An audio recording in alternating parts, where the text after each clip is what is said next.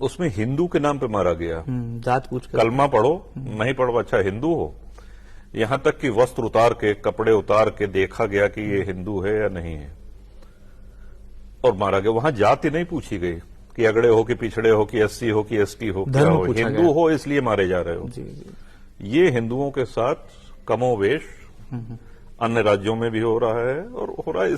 हम आप सभी लोग इसके प्रत्यक्षदर्शी हैं। बिल्कुल बिल्कुल। नेट पे, टीवी पे, सभी जगह, पूरी दुनिया के सामने। ये एक खुला हुआ सच है। जी जी जी।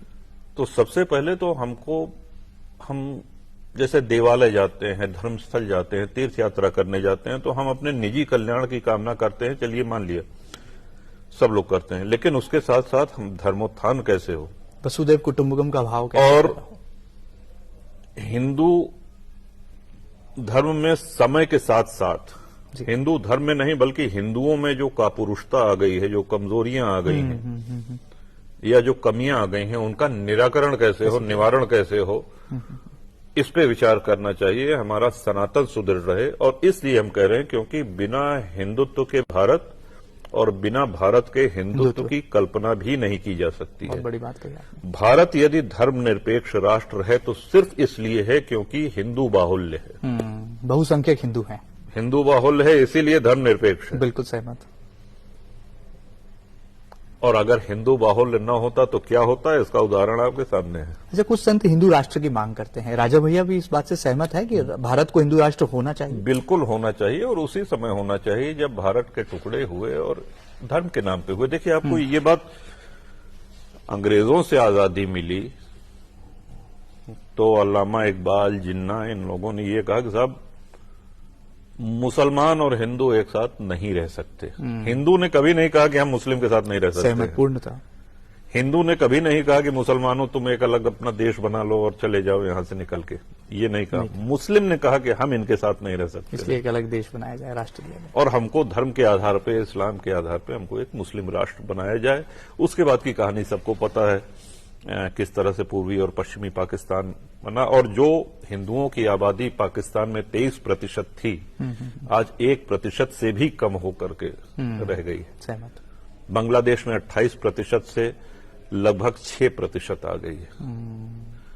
इस तरह से वहां हिंदुओं का बलात् धर्म परिवर्तन कराया जा रहा है, नरसंहार किया जा रहा है, किसी भी तरह मार काट करके जो है वो आपके सामने। तो हमको इन परिस्थितियों के लिए भी तैयार रहना होगा अपने आप। ये वो चीज है जो बहुत कम लोग आपके सामने या टीवी पे या कैमरे पे खोल के बोलेंगे, गोलमोल जवाब देंगे। लेकिन आज भारत की सबसे बड़ी समस्या यही है, हमारा जिहादी आतंकवाद और हिंदुत्व पे, सनातन पे हो रहे हमले, सनातन को, हिंदुत्व को कमजोर करने की जो साजिश है। जी, जी। ये आज हम सब लोगों के सामने सबसे बड़ी चुनौती है, और इसमें हम जीतेंगे, विजयी होंगे। ये इसके लिए आप आशान देते हैं? जी। राजा भैया का खून खौलता है जब ऐसी घटनाएं देखते हैं। लव जिहाद, लैंड जिहाद, थूक जिहाद, तमाम तरह के जिहाद होते हैं। ऐसी घटनाएं आती हैं, ऐसा लगता है कि समाज में कितना नैतिकता का पतन हो रहा है। तो राजा भैया का खून खोलता है कि बिल्कुल। मैं समझता हूं कि हमारा, आपका, हर उस व्यक्ति का जी जी जी खून खौलेगा, खोलना चाहिए भी, जो अपने आप को भारतवासी कहता है। बड़ी बात। जी। भारत की सबसे बड़ी विशेषता वो तो धार्मिक और आध्यात्मिक पक्ष, लेकिन एक सामाजिक पक्ष की सबसे बड़ी है कि देखिए, पिछले 2000 वर्षों से विश्व में अलग अलग देशों में जो लोग सताए गए, भगाए गए, जी जी जी, दुनिया में कहीं अगर आसरा उनको मिला है तो भारत में मिला है। बिल्कुल सही है। वसुदैव कुटुंबकम का, चाहे वो पारसी हों, जी जी जी, सहमत, चाहे कश्मीर में पहुंचे हुए मुस्लिम हों, चाहे यहूदी हों, चाहे तिब्बत के बौद्ध हों, कोई भी सभ्यता, कोई भी संस्कृति विश्व में अगर पलायन करी है, भगाई गई है, प्रताड़ित करी गई है, तो शरण उसको भारत ने दी है। अनेकता में एकता। और शरण देते समय भी ये बाध्यता नहीं कि तुम हमारी सभ्यता, हमारा धर्म स्वीकार करो, हमारी पूजा उपासना पद्धति स्वीकार करो, तुम ऐसे बैठो, ऐसे उठो, ये हमने कभी शर्त नहीं लगाई। उनको पूर्ण धार्मिक स्वतंत्रता के साथ, बिल्कुल सहिष्णुता भारत की, तो ये भारत की सबसे बड़ी विशेषता है। लेकिन अगर इस विशेषता को कोई कमजोरी समझ रहा है तो गलती कर रहा है। कि चढ़ के ले लेंगे तो वो गलतफहमी में है। जी जी जी जी। और इसके लिए विशेषकर हमारे जो छोटे भाई बहन हैं, बच्चे बच्चियां जी, हैं, उन जी। सबको जागरूक होना होगा, मुखर होना होगा। हम जीवन के चाहे जिस क्षेत्र में रहें, लेकिन राष्ट्र, धर्म, ये हमारी प्राथमिकता होनी ही चाहिए। बिल्कुल। और ये जो विचार हैं वो हमारे मन में न रह करके वो प्रकट होने चाहिए। अभिव्यक्त देखिए, होना चाहिए। इसके पहले क्या था, इंटरनेट आने के पहले कि कोई बड़ी हस्ती ही पत्रकार वार्ता कर सकती थी, सहमत जी। या कोई आम व्यक्ति, उसके पास कोई संसाधन नहीं था कि वो अपने विचार व्यक्त कर सके। बिल्कुल सीमित दायरा था। सीमित दायरा जी, था, जी। 4-6 लोगों बिल्कुल। में बैठ करके। जी जी जी। लेकिन अब कई ऐसे प्लेटफॉर्म्स हैं जहां पे आप अपने विचार रख सकते हैं। बिल्कुल। ट्विटर जो कि एक्स है, और अनेक ऐसे तमाम तरह की चीजें। जहां जी, हैं। जी। तो बाकी सब अपने दिनचर्या का पालन करें, लेकिन राष्ट्र हित में, धर्म हित में उसमें मुखर होना ये चाहिए। आवश्यक। ये राजा भैया की सीख है, एक तरह से कहा जा सकता है। एक छोटी सी सलाह करें। जी। आमतौर पर आप सलाहें कम देते हैं, लेकिन आज आपने देश के युवाओं को भी एक मंत्र दिया है बातों ही बातों में। हमने गाय वाले की बात खूब कर ली, यानी योगी आदित्यनाथ जी की बात हमने कर ली। देश कैसा चल रहा है, देश में चाय वाला प्रधानमंत्री है, नरेंद्र मोदी जी का लेकिन, राजनीतिक व्यक्तित्व आपको बताएं कैसे कि नजर आता है? पहली बात तो आप जी, जानते हैं, जी। हम आप तो दोनों ही विचारधारों से अलग हाँ। हैं। मैं लेकिन हम जनसत्ता दल निष्पक्ष के आपको प्रमुख बता रहे होने हैं, के नाते पूछ रहा हूं। मोदी जी के आने के बाद जी जी जी। कई ऐसे निर्णय हुए जिनका इस देश को इंतजार था, आवश्यकता थी। बिल्कुल और सर्जरी राष्ट्र करी उन्होंने प्रतीक्षा सही है। समय हाँ। पर। जी चाहे वो सिटीजनशिप वाला हो, या अन्य देशों के जो अल्पसंख्यक हैं, विशेषकर हिंदू समुदाय हैं, उनको भारत की नागरिकता देने, सीएए, जी जी जी। एनआरसी एनआरसी है, जी जी जी। अनेक ऐसी चीजें हैं। क्योंकि इस देश के बहुसंख्यक हिंदू को पता ही नहीं कि इतने वर्षों में कितने छोटे छोटे संशोधन आकर के और बड़ा और परिणाम दे गए वो। कितना हिंदुओं की और राष्ट्र की हानि की गई है। बिल्कुल। हम सोए हुए हैं, हमको पता ही नहीं है। राष्ट्र विरोधी शक्तियां सक्रिय हैं, वो अपना काम कर रही हैं, और एफडीआई भी उसके हमारी लिए कोई तैयार उधर रुचि भी नहीं है और हमको कोई बताने वाला भी नहीं है। अवेयर एंड अवेक तो नहीं ये है। हाँ, ये सबसे बड़ी दुविधा थी। बहुत से राष्ट्रीय स्तर पे ऐसे निर्णय हुए हैं। बाकी तो चलिए, सड़क, बिजली, पानी, विकास, ये सब तो होता ही रहता है। जो भी सरकार आएगी वो करती करेगी, उसका रहती है, दायित्व वो है। करना चाहिए भी, बिल्कुल, बिल्कुल। दायित्व है। लेकिन सबसे प्रसन्नता की बात कि भारत को भारत की पहचान एक दृढ़ राष्ट्र के रूप में, एक सशक्त राष्ट्र के रूप में अब जो पहचान मिली है, पहले ये पहचान से हमारा देश वंचित था। वैश्विक छवि बनाने में मोदी जी कामयाब रहे, एक ग्लोबल इमेज। वैश्विक छवि के साथ साथ एक समर्थ राष्ट्र, सक्षम राष्ट्र बहुत की बड़ी बात। छवि, बहुत बड़ी ये अब बनी है। अच्छा, आप बताइए, यूपी की सरकार को कितने नंबर देंगे? मुख्यमंत्री योगी आदित्यनाथ जी को कितने नंबर देंगे? 10 में से राजा भैया के रिपोर्ट कार्ड में योगी जी को कितने नंबर आ रहे हैं? हम तो कहते हैं कि हम एक सकारात्मक विपक्ष की भूमिका में रहते अरे, आप हैं हमेशा से सदन कहते में, हैं। और कुंठित विपक्ष नहीं, जी, सकारात्मक विपक्ष मैंने कई बार सुना है आपके तो शब्द से। रहते हैं। और हाउस जब चलता है, जो कमियां रहती है वो भी कहते हैं, जो अच्छाइयां हैं वो भी कहते हैं। जी जी। प्रधानमंत्री मोदी जी की सरकार को कितने नंबर राजा भैया देंगे? देखिए, 10 में से नंबर देना कितने हमारा रिपोर्ट काम कार्ड में नहीं, नंबर आ रहे लेकिन हैं? जैसा कि हमने कहा कि राष्ट्र हित में बहुत से महत्वपूर्ण निर्णय हुए हैं जो सराहनीय है। जी जी, उनकी सराहना करना भी चाहिए। नहीं, बिल्कुल करना चाहिए। और राजनीति से ऊपर उठ करके, भले हम राजनीति में हों या ना हो, लेकिन राष्ट्र हित सर्वोपरि है। जो ऐसे निर्णय, और अभी और भी कई ऐसे निर्णय हैं जो होना शेष है, शीघ्र ही होने तो चाहिए। पिक्चर अभी बाकी है, एक ट्रेलर था केवल। हाँ, राष्ट्र हित में अभी कई ऐसे निर्णय हैं होना बाकी है। जो होना बाकी है। आप मध्य प्रदेश की धरती पर हैं। ऐसा कहा जा रहा है कि एमपी के राजपूत बहुत नाराज हैं और आप राजपूतों के सबसे बड़े लीडर हैं।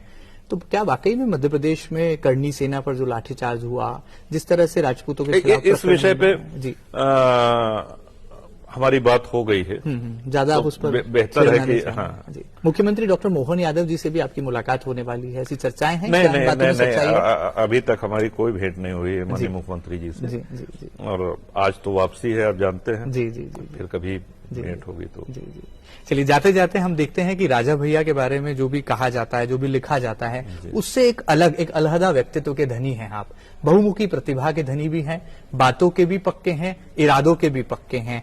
कैसे आपको जीवन में प्रेरणा मिलती है और आपके इस पॉलिटिकल फिटनेस का राज क्या है? कैसे देश को आप साझा करेंगे कि राजा भैया जो हैं, केवल जनता के लिए जीते हैं, जनता की समस्याओं को समाधान तक ले जाने की लड़ाई लड़ते हैं और उस लड़ाई में उन्हें जिस भी सीमा पर जाना वो सीमा को लांघ जाते हैं।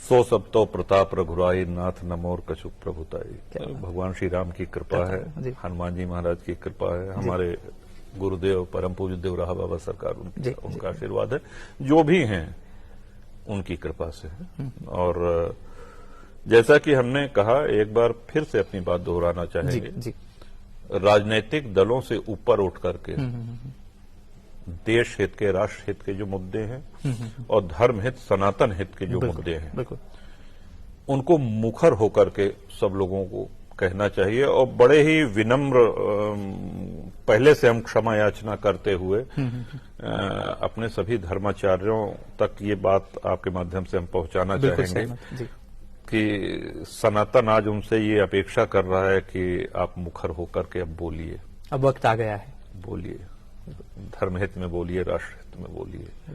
तो ये माना जा सकता है कि केवल आप देश के सबसे बड़े राज्य तक ही सीमित नहीं रहेंगे, बल्कि देश की राजधानी दिल्ली से विचारों की कोई सीमा नहीं होती। और मैं समझता हूं कि इसमें प्रश्न हमारा व्यक्तिगत नहीं है, आप भी सहमत होंगे, जो दर्शक देख रहे हैं वो भी सहमत होंगे। राष्ट्र सर्वोपरि होता है, धर्म सर्वोपरि होता है। हम लोग आज हैं, कल नहीं रहेंगे, आएंगे चले जाएंगे, लेकिन जो विरासत हमको अपने पूर्वजों से मिली है, क्या उसको उसी स्थिति में अपने आने वाले अगली पीढ़ी पूछेगी तो राजा भैया ने क्या किया, तो प्रश्न राजा भैया का नहीं है, वो आपसे भी पूछेगी, आपसे भी पूछेगी, सभी लोगों से। ये हमारा दायित्व भी है, बिल्कुल सहमत, कि हम उसको अगली पीढ़ी को क्या सौंप के जा रहे हैं, तो उस दिशा में हम सबको सक्रिय रहना चाहिए। ज्यादा वक्त आपका नहीं लेंगे, जाते जाते आपके दिल से कुछ ऐसा पैगाम हमें सुना जाइए, दे जाइए, जो कि लगे कि भारत देश के युवाओं को एक मार्गदर्शन भी करे। और आज जो बदलते युग की, आधुनिक युग की बदलती राजनीति है, इसमें जो आपकी मूल भावना है, जो जोश, जुनून और जज्बा आपके व्यक्तित्व में हम देखते हैं जनता की सेवा के लिए, वो आज के युवाओं में भी जो है संप्रेषित हो। देखिए, युवाओं के लिए हम बहुत योग्य आदमी नहीं है, काबिल आदमी नहीं है, लेकिन ये बड़प्पन है मुझे लगता है। इतना हम अवश्य कहेंगे कि आप जीवन में जो भी क्षेत्र चुने, पहली बात तो ये जान लीजिए कि प्राथमिकता हम खेती को देते हैं, कृषि को देते हैं, और वो एक ऐसा क्षेत्र है जहां अभी बहुत मेहनत करने की आवश्यकता है।